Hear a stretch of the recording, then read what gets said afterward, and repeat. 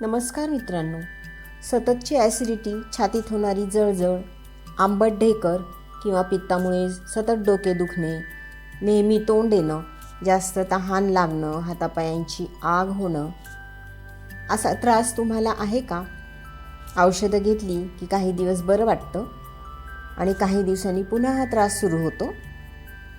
असं जर तुम्हाला होत असेल तर हा व्हिडिओ खास तुमच्यासाठी आहे. आज आपण समजून घेणार आहोत पित्त म्हणजे नेमकं काय, ते कमी करण्यासाठी काय खायला पाहिजे, काय टाळायला पाहिजे.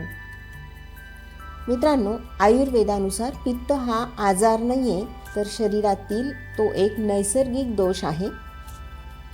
आपल्या खाण्यापिण्याच्या सवयी, चुकीची जीवनशैली यामुळं पित्त असंतुलित होतं आणि आपल्याला खूप राग येणं, चिडचिड होणं, पचनाच्या समस्या निर्माण होतात.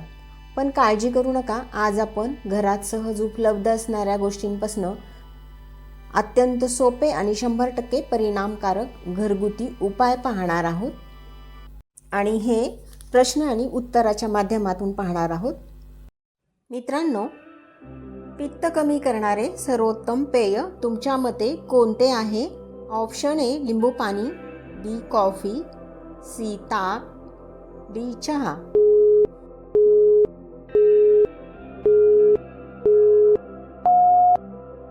बरोबर उत्तर आहे ऑप्शन सी ताक.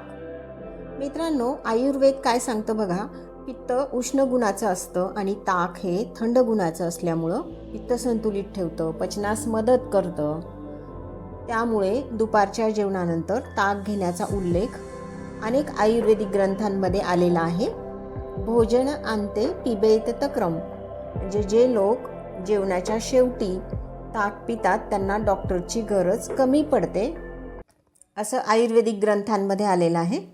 आधुनिक विज्ञानानुसार ताकामध्ये कॅल्शियम असतात, प्रोटीन्स असतं, विशेषतः प्रोबायोटिक्स असतात, ज्यामुळं गट हेल्थ चांगली राहते, गुड बॅक्टेरियांची चांगली वाढ होते, त्यामुळं आपलं पचन चांगलं होतं. यासाठी गाईच्या दुधापासनं साय काढलेलं आणि ताजं दही, 1 वाटी दही आणि 4 पट त्याच्या पाणी घालून रवीनं हलवून केलेलं ताक उत्तम आहे. आणि यामध्ये भाजलेली जिरेपूड, सैंधव मीठ, कोथिंबीर, पुदिना, थोडी बडीशोप पूड जर टाकली आणि असं 1 ग्लास ताक जर जेवणानंतर घेतलं तर तुमचा पित्ताचा त्रास बराच कमी होतो.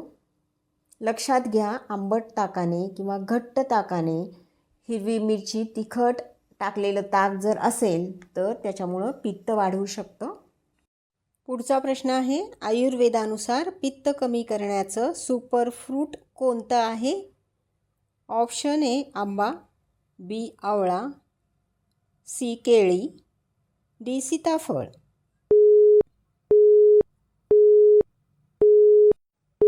बरोबर उत्तर आहे ऑप्शन बी आवळा. मित्रांनो, आयुर्वेदानुसार आवळा हा शीतगुणाचा आहे, त्यामुळं सकाळी आवळ्याची पावडर किंवा आवळ्याचा रस घेतल्यास दिवसभर पित्ताचा त्रास होत नाही. सहसा आंबट फळांनी पित्त होतं, पण आवळा हे एकमेव फळ आहे की जे आंबट असूनही शीतगुणाचं असल्यामुळं पित्त कमी करते. पुढचा प्रश्न आहे, पित्त वाढवणारा मसाला कोणता? ऑप्शन ए धने, बी जिरे, सी बडीशेप, डी हिरवी मिरची. बरोबर उत्तर आहे ऑप्शन डी हिरवी मिरची. मित्रांनो, हिरवी मिरची तिखट आणि उष्ण गुणाची असल्यामुळं काही लोकांमध्ये जळजळ, आंबट पाणी हा पित्ताचा त्रास होऊ शकतो. मिरचीमधील कॅप्सिकम हा घटक शरीरामध्ये दाह, जळजळ निर्माण करतो, त्यामुळं काही लोकांमध्ये हिरवी मिरची खाल्ली की पित्ताचा त्रास वाढतो.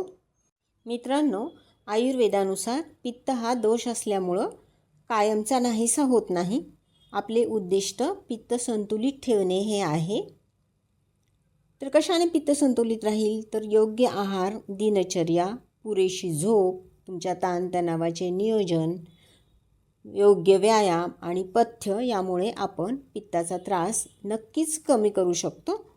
तर मित्रांनो, तुम्हाला हा व्हिडिओ कसा वाटला कमेंट करा आणि असेच आरोग्यदायी आणि आयुर्वेदिक व्हिडिओ पाहण्यासाठी प्लीज आयुर्वेद चॅनलला सबस्क्राईब करा. व्हिडिओला एक लाईक जरूर द्या आणि पित्त असणाऱ्या तुमच्या नातेवाईकांना आणि मित्रांना हा व्हिडिओ शेअर करा. धन्यवाद.